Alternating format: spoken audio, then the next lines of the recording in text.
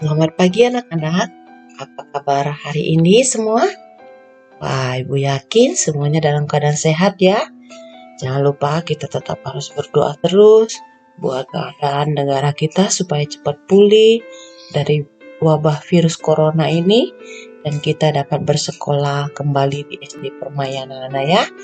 Nah, pagi ini walaupun kita belajar secara online, tapi kita yakin kita tetap semangat ya. Semangat belajar di rumah masing-masing. Nah, materi pagi ini anak-anak berbicara tentang kita harus peduli pada peristiwa alam.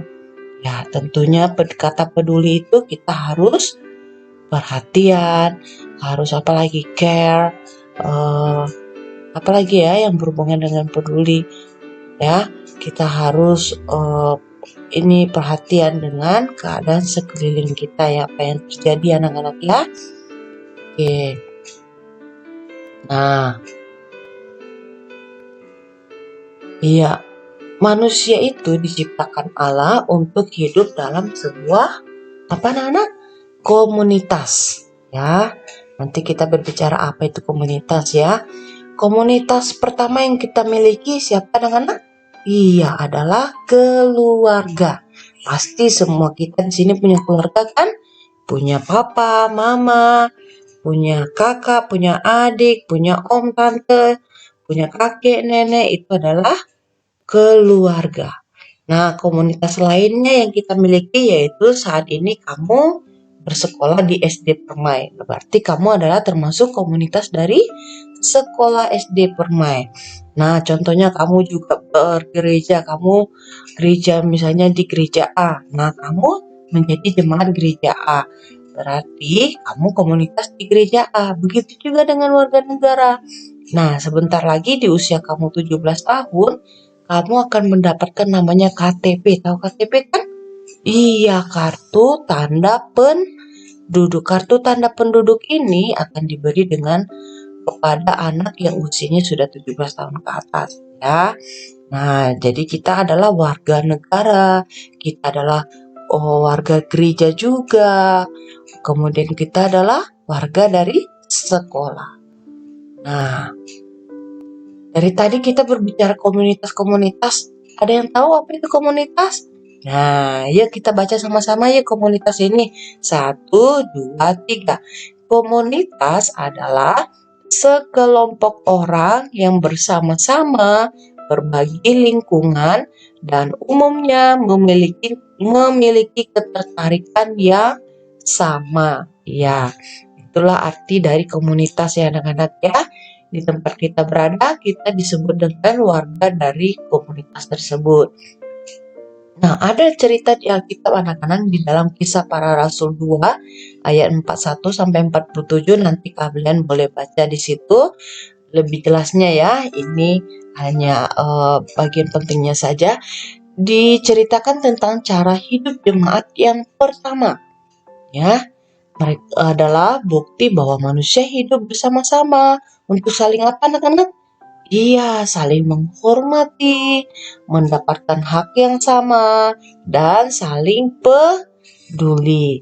Ya, itulah cara hidup jemaat pertama. Ya, nah, dengan menyatakan kepedulian kepada mereka yang sedang ditimpa kesusahan, maka kita bersaksi tentang apa anak-anak? Kemahakuasaan Allah. Contohnya apa? Mengunjungi teman yang sakit. Kalian pernah mengunjungi teman yang sakit? Apa yang kita lakukan waktu kita pergi mengunjungi? Oh iya, misalnya kalau teman itu ada di rumah sakit, kita tanya dulu di rumah sakit mana, kemudian kamarnya berapa, ya kan? Nah, nanti setelah mau ke sana bawa apa ya kira-kira? Aku mau bawa buah contohnya, atau aku bawa makanan kesukaannya, ya kan? Nah, setelah kita bawa sesuatu, terus atau bisa juga berupa uang ya. Biasanya kan kalau hari-hari ini lagi sibuk nggak bisa kemana-mana, ya udah kasih uang aja, bisa juga.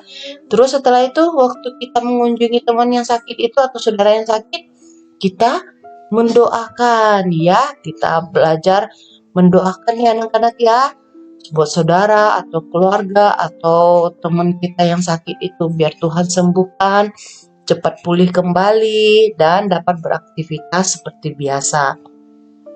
Saat ini juga kita harus berdoa juga anak-anak buat teman-teman atau saudara kita yang kena korban dari virus corona ini, biar cepat sembuh, Tuhan pulihkan mereka, biar mereka besok-besok dapat beraktivitas kembali ya. Oke. Nah, hidup dalam komunitas itu anak-anak menuntut kita untuk apa? Iya betul, kita harus bertanggung jawab. Contoh hal kecil saja di dalam sekolah ya. Kamu punya tanggung jawab ya enggak? Contohnya dalam mengerjakan tugas harus tepat waktu, ya. Nah, begitu juga di dalam komunitas, pasti kita punya tanggung jawab. Contohnya peduli pada korban apa anak bencana alam. Ya, contohnya korban banjir. Biasanya di gereja ada yang namanya disebut dengan pelayanan diakonia.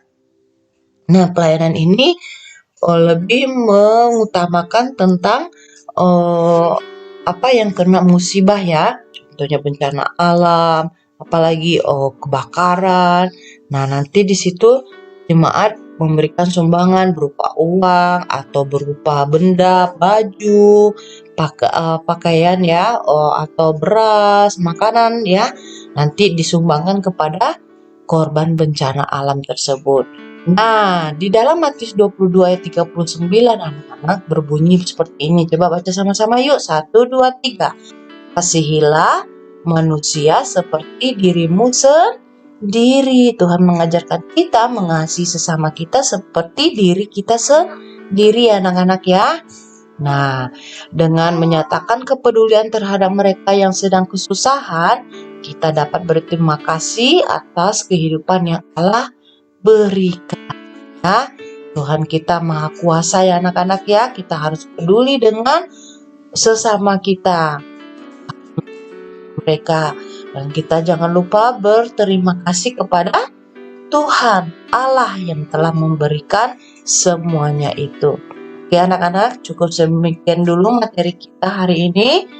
Dan biarlah materi hari ini kalian dapat mengerti semua apa yang sudah Ibu jelaskan. God bless you all. Selamat pagi.